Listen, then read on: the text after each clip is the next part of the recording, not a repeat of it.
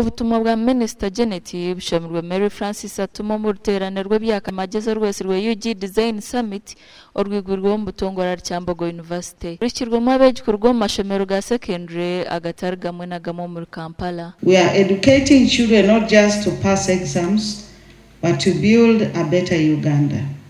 Therefore, it's the role of the universities such as Kyambogo to tailor your training towards competence-based curriculum so that at the end you have many graduates who go back to solve problems in the community rather than moving from office to office looking for employment. Dr. Mutunji Emmanuel, Dean of the School of Arts and Industrial Design at Kyambogo University, aina masiko mengi ngweshomeseriho ati neija kweri hangana mnongo myoga ya science na teknolojia. Ebiganiro bitugamba habintu ebyo kutonda no kuyiya nibiyambihanga munonga abo kuba bintu byone biturukora nibiraga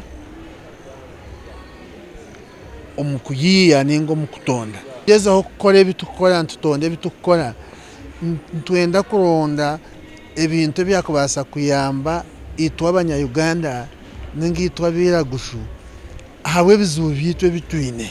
Vice Chancellor wa Kyambogo University Professor Erika Tunguka asimire Ministry y'ebyobwegeso kutebeka nsenshomereho bwa hati ya competence based curriculum abwo musindo gwe no mukutungura ebyobwegese na mnongo mu matendekero gahiguru.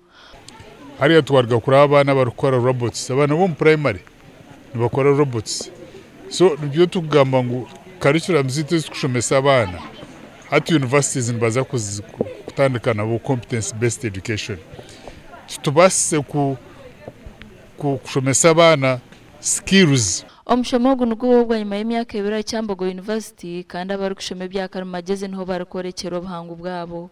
Amakuru agasha kwa Jimmy Muhumuza.